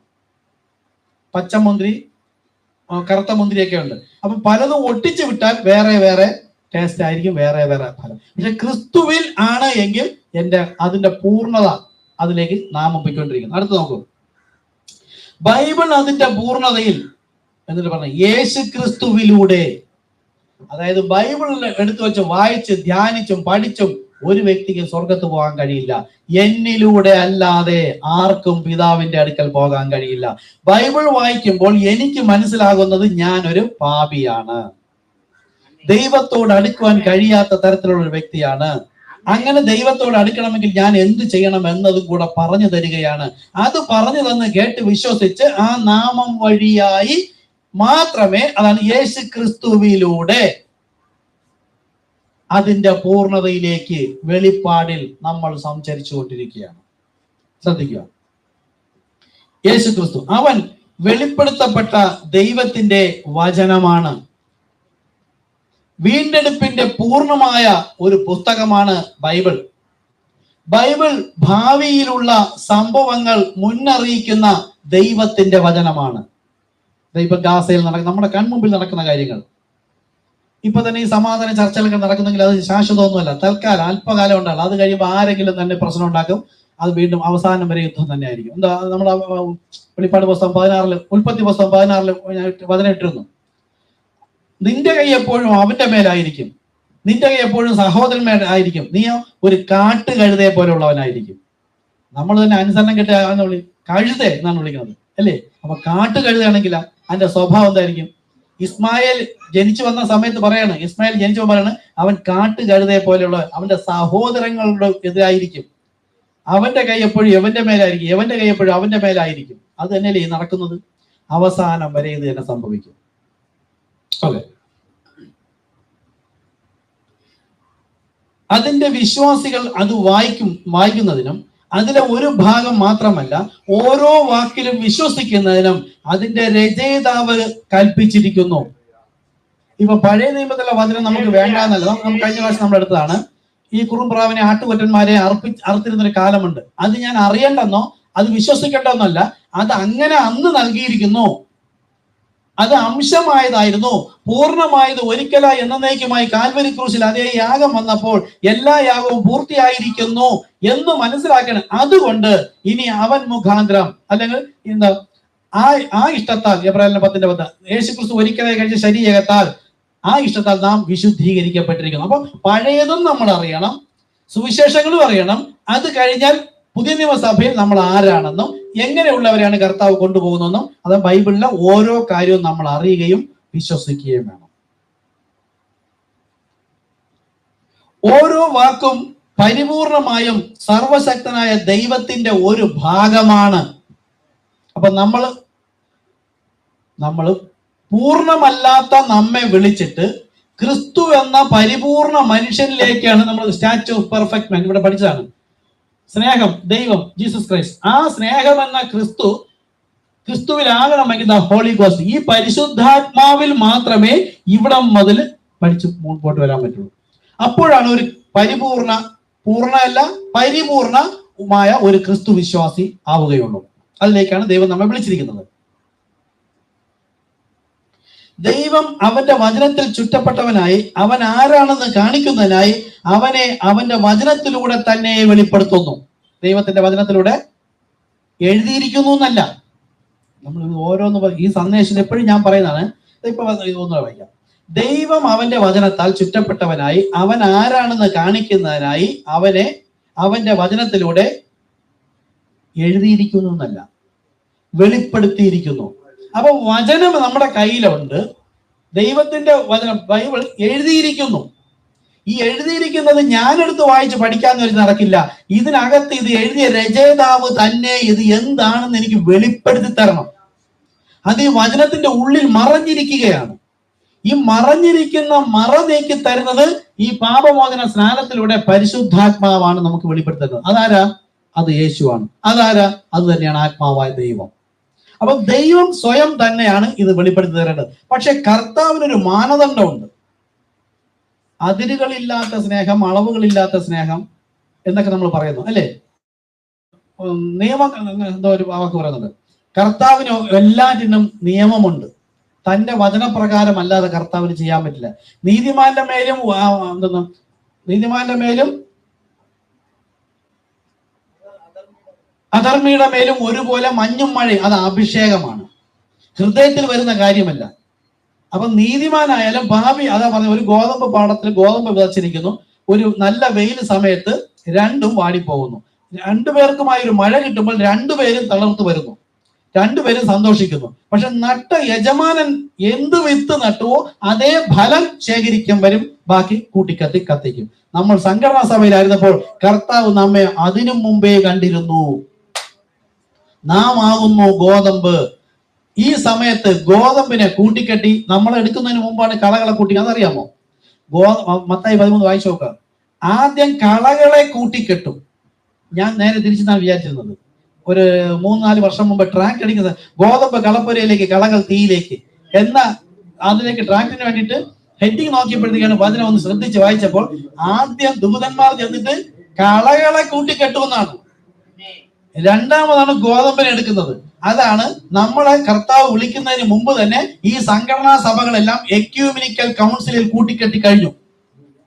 1919 ആയപ്പോൾ തന്നെ ഇത് വെളിപ്പെട്ടു. കർത്താവ് ഈ വ്യക്തിയിലൂടെ വെളിപ്പെടുത്തി. പക്ഷെ 39 സഭ തുടങ്ങിയപ്പോൾ വ്യക്തമായി അത് പഠിപ്പിച്ചു. 39 അന്ന് മുതൽ സഭ, ഈ സംഘടനാ സഭകൾ ഒക്കെയും കൂട്ടിക്കെട്ടുന്നു. 39 എന്ന് പറയുമ്പോൾ എപ്പോഴാണ്? ഈ സഭാകാലം എപ്പോഴാണ്? ഇന്നത്തെ ലവോദിക്ക സഭാകാലം. പെന്തക്കോസ്താണ്. പെന്തക്കോസ് എവിടെ തുടങ്ങി? 1906. 1906 അപ്പൊ ഈ സഭാകാലവും തുടങ്ങി കുറെ കാലം ആയപ്പോ 30 വർഷം കഴിഞ്ഞു.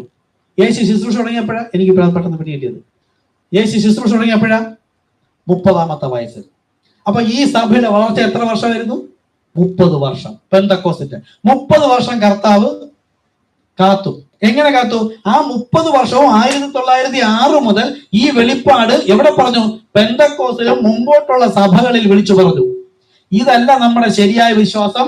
അപ്പോസ്തല പ്രവൃത്തി പൗലോസിനെ ദൂതനെ തെരഞ്ഞെടുത്ത് അപ്പോസ്തലന്മാരെ പഠിപ്പിച്ച ഈ വിശ്വാസത്തിലേക്ക് മടങ്ങി പോകണം എന്ന് പഠിപ്പിച്ചു. എത്ര വർഷം? 30 വർഷം. 30 വർഷം കൊണ്ട് ദൈവം അതിൽ വിശ്വസിച്ചവരെ പുറത്തേക്ക് എടുത്തു. പിന്നെ എന്ത് ചെയ്തു? അതിനെ കളകളായി 39 കർത്താവ് വെളിപ്പെടുത്തുന്നത് കളകളായി കൂട്ടിക്കെട്ടി.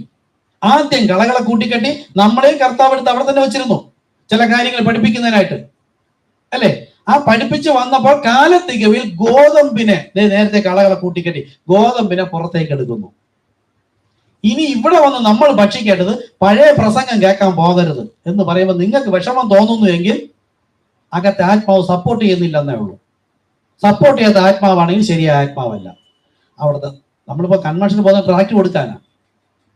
അതുകൊണ്ട് അവിടുത്തെ പ്രസംഗം കേൾക്കാൻ പോകരുത് എന്ന് പറയുന്നത് വെളിപ്പാടില്ലാതെ അവര് പഠിപ്പിച്ച പിതാവ് വേറെ, പുത്രൻ വേറെ, പരിശുദ്ധാത്മാവ് വേറെ എന്ന് പഠിപ്പിക്കുന്നവരുടെ പ്രാർത്ഥനയ്ക്കും അവരെ ആരാധനയ്ക്കും അവരുടെ കൺവെൻഷന് ഞാൻ പോയിരിക്കേണ്ട ആവശ്യമെന്ത്? പോയാൽ എന്ത് സംഭവിക്കുന്ന അറിയാമോ? ആ ആത്മാവ് സ്വാധീനിക്കും. ബാക്കിയുണ്ടോ? നോക്കൂ, ഏത് ആത്മാവിലാണോ നമ്മൾ ഇടപഴകുന്നത് ആ ആത്മാവ് നമ്മെ സ്വാധീനിക്കും. അതുകൊണ്ട് തന്നെയാണ് കർത്താവ് പറഞ്ഞ അവളെ വിട്ടു പോരുവിൻ. വെളിപ്പാട് 18:4. അവളുടെ പാപം ആകാശത്തോളം കുന്നിച്ച്, അതായത് കർത്താവിന്റെ സന്നിധിയിൽ എത്തിയിരിക്കുന്നു. അവൾ അടിമുടി പഴുത്തിരിക്കുന്നു, വ്രണമായിരിക്കുന്നു, ഞെക്കിക്കെട്ടി കഴുകിയിട്ടില്ല. നമ്മളെ ഞെക്കിക്കെട്ടി കഴുകിയതാണ്, പുതിയതായി കെട്ടിയത് നമ്മളെ. ക്രിസ്തു എന്ന വെളിപ്പാട് നമ്മളെ കെട്ടിയിരിക്കുകയാണ്. അയ്യോ എന്റെ ജനം അകൃത്യ ഭാരം. എന്താ അകൃത്യം? സത്യമേതെന്ന് അവരുടെ നാവിൽ പറഞ്ഞു. ഒരു നാമമേ ഉള്ളൂ, യേശു ക്രിസ്തുവിനല്ലാതെ. ഇതെല്ലാം പ്രസംഗിച്ച് പാടി നടന്നിട്ട് അതേ നാമം തന്നെ നമ്മൾ പറഞ്ഞു കൊടുക്കുമ്പോൾ നമ്മൾ സാത്താനാവുന്നു. അതാണ് അകൃത്യ ഭാരം ചുമക്കും ജനം. അവരാണ് ആരുടെ മക്കൾ? നമ്മൾ ദുഷ്ടൻ ആരാണ് കണ്ടത്? പിശാച്. അപ്പൊ അവരെ നയിക്കുന്നവര് പിശാചിന്റെ മക്കൾ. നമ്മളെന്ന് വിളിക്കുന്നു ദൈവദാസനെ. സ്തോത്രം. ദൈവത്തിനാണ് സ്തോത്രം കൊടുക്കേണ്ടത്. ദൈവത്തിന് കൊടുക്കേണ്ടത് സ്തോത്രം. ദൈവദാസനെ സ്തോത്രം എന്ന് ബൈബിൾ പറയുന്നു. ദൈവത്തിന് മാത്രം സ്തോത്രം. അപ്പൊ നമ്മുടെ ഉള്ളിൽ ആരായിരിക്കുന്നത്? അറിവില്ലായ്മ കൊണ്ട് സംഭവിക്കാം. നമ്മൾ പഠിച്ചു വരുമ്പോഴത്തേക്ക് അത് പറയരുത്. പിന്നീട് അവര് പറയുമ്പോഴത്തേക്ക് തിരുത്താൻ പോയിട്ട് കാര്യമൊന്നുമില്ല. എന്നാലും വേണമെങ്കിൽ പറഞ്ഞു കൊടുക്കാം. അവരങ്ങനെ ആക്കി വെച്ചിരിക്കുകയാണ്. അപ്പൊ ഇവിടെ വന്നിട്ട് അത് എബ്രായലേഖനം 10:29 സ്വർഗീയ ദാനം ആസ്വദിക്കുകയും അല്ല, അവിടെ എഴുതി കേട്ടിട്ടുണ്ടോ? അവചനം നടക്കും. പിന്മാറിപ്പോയാൽ, അതായത് നമ്മൾ പിന്മാറി പോകാതെ ഇവിടെ വന്നിട്ട് പിന്നെ തിരിച്ചു പോയാൽ ഉള്ള അവസ്ഥ എന്താണ്? എബ്രായലേഖനം 10:29 28-29.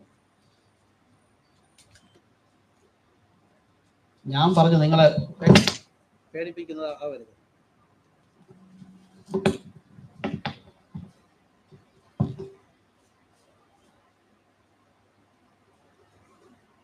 ഇരുപത്തി 26 മുതൽ വായിക്കാം. സത്യത്തിന്റെ പരിജ്ഞാനം ലഭിച്ച ശേഷം ആർക്കാണ്? നമുക്കാണ്. അവിടെ ഇരുന്നപ്പോൾ നമുക്ക് ലഭിച്ചിട്ടില്ല. അവിടെ നിന്നപ്പോൾ നമുക്ക് എന്ത് ലഭിച്ചു? ജ്ഞാനം ലഭിച്ചു. ജ്ഞാനം എന്ത്? ലോകത്തിന്റെ ജ്ഞാനം ദൈവം ശത്രുത്വമാക്കിയിരിക്കുന്നു. പിന്നെ നമുക്ക് ലഭിച്ച എന്താ? പരിജ്ഞാനം. സത്യത്തിന്റെ പരിജ്ഞാനം ലഭിച്ച ശേഷം നാം മനഃപൂർവ്വം പാപം ചെയ്താൽ എന്താണ് പാപം? ഒന്ന് നിൽക്കണം, ഇത് ഓരോന്ന് ഞാൻ പറഞ്ഞുതരാം. പാപം എന്താ? സത്യം ഏതെന്ന് തിരിച്ചറിഞ്ഞിട്ട് പിന്നെ അതിന് വിരുദ്ധമായി ചിന്തിക്കുന്നതോ ഉറയ്ക്കുന്നതോ കുഴപ്പമില്ല എന്ന് പറയുന്നതോ പാപം. പാപം. മനഃപൂർവ്വം പാപം ചെയ്താൽ പാപങ്ങൾക്ക് വേണ്ടി ഇനി ഒരു യാഗവും ശേഷിക്കാതെ ന്യായവിധിക്കായി ഭയങ്കരമായൊരു പ്രതീക്ഷയും. സിസ്റ്റർ 230 പേജ് 230 പേജ് 10:26 മുതലാണ് വായിക്കുന്നത്.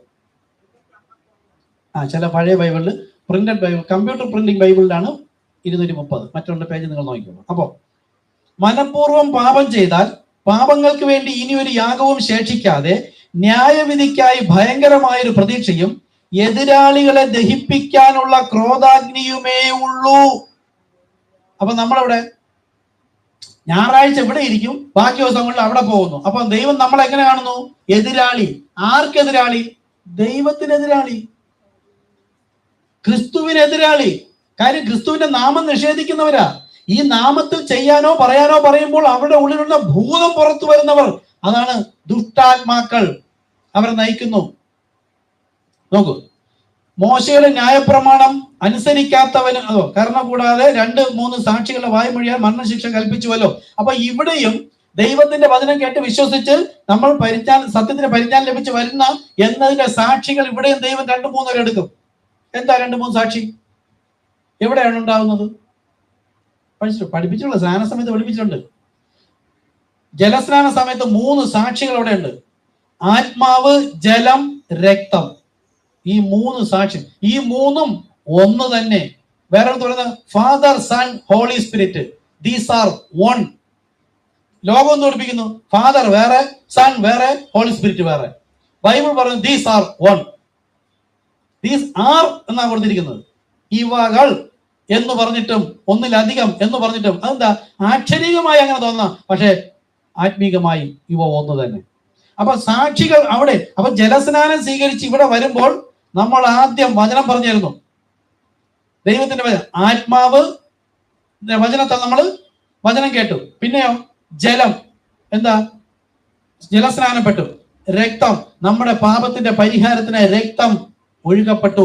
ഇതും കൂടെ കേട്ട് വിശ്വസിച്ചിട്ട് പോയി സ്നാനപ്പെട്ടിട്ടും ഇവിടെ വന്നെങ്കിൽ സഭാപ്രസംഗം 1:9 പറയുന്നു, സൂര്യന് കീഴെ പുതിയതായൊന്നും സംഭവിക്കുന്നില്ല, മുൻപെന്ത് സംഭവിച്ചുവോ അതുപോലെ. അപ്പൊ പുതിയ നിയമസഭയിൽ നമ്മൾ വചനം കേട്ടു, അത് പഠിച്ചു മനസ്സിലാക്കിയിട്ടും തെറ്റിപ്പോയാൽ 3 പേർ സാക്ഷിമൊഴികളുണ്ട്. ഈ സാക്ഷിമൊഴിയാൽ ക്രോധാഗ്നി, എതിരാളിയെ ദഹിപ്പിക്കാനുള്ള ക്രോധ അത് തീപ്പൊയ്കൾ തള്ളുക മാത്രമേ ഉള്ളൂ. നോക്കാം 29, ഇതാണ് മെയിൻ. ദൈവപുത്രനെ ചവിട്ടിക്കളയുകയും, ദൈവപുത്രൻ ആരാ? ഇവിടെ 2-3 അർത്ഥമുണ്ട്. ഒന്ന് കർത്താവായ യേശു ക്രിസ്തു. ഞാൻ തെറ്റിച്ച് പറയുന്നവരിക്കും അത് മതി, അത് തന്നെ മതി. നമ്മൾ ഓരോ വ്യക്തികളും ഇപ്പൊ പലപ്പോഴും ചില കാര്യങ്ങൾ ഞാനും മനഃപൂർവ്വം വിടാറുണ്ട്. അപ്പൊ എനിക്ക് തോന്നുന്നു എന്റെ പുരോഗതി അങ്ങനെ വിട്ടിട്ടുണ്ടാവാം. എന്തുകൊണ്ടായിരിക്കും?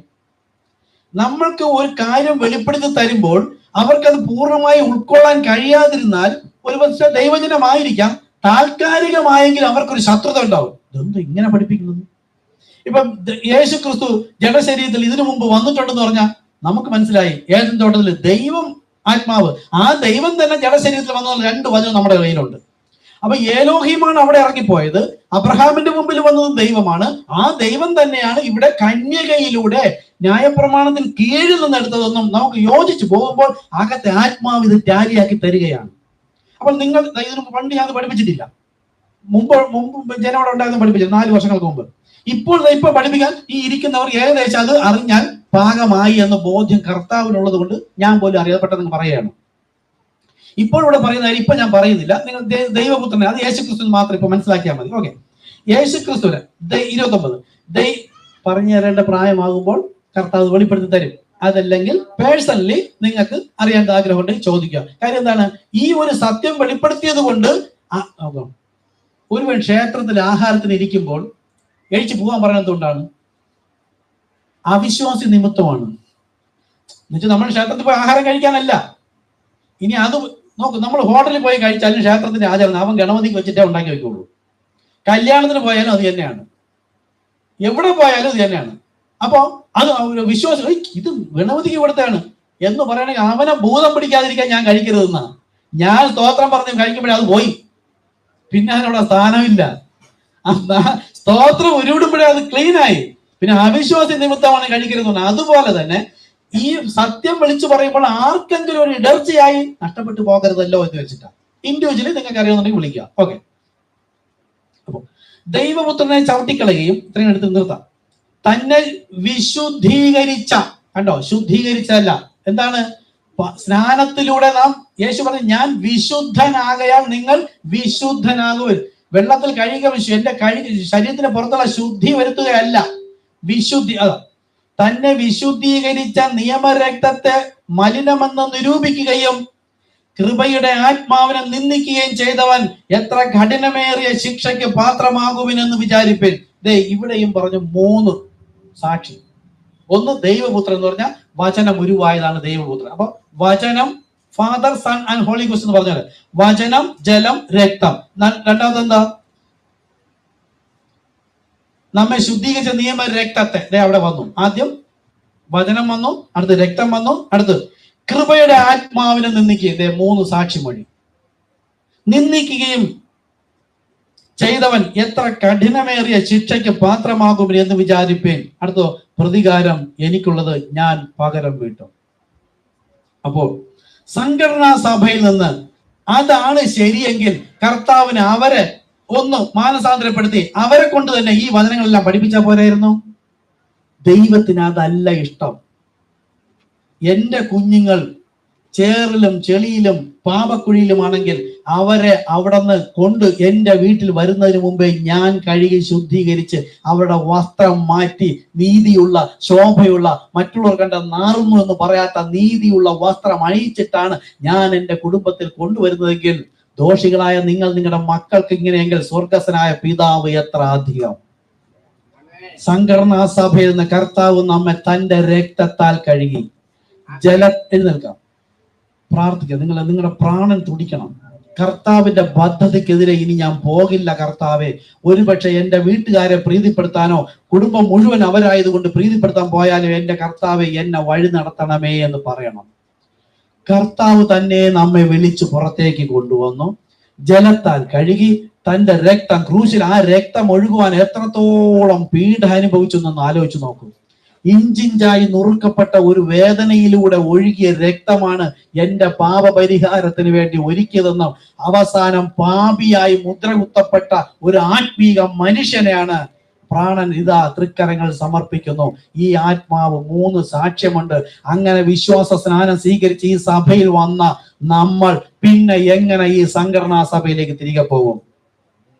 വെളിപ്പാട് 18:4 പറയുന്നു, വേറൊരു ശബ്ദം സ്വർഗത്തിൽ നിന്ന് പറയുന്നതായി ഞാൻ കേട്ടത്, എന്റെ ജനമായുള്ളോരേ. ആ വിളിയം സംഘടനാ സഭയിൽ വിളിച്ചു പറഞ്ഞപ്പോൾ എല്ലാവർക്കും കേൾക്കാൻ കഴിയില്ല.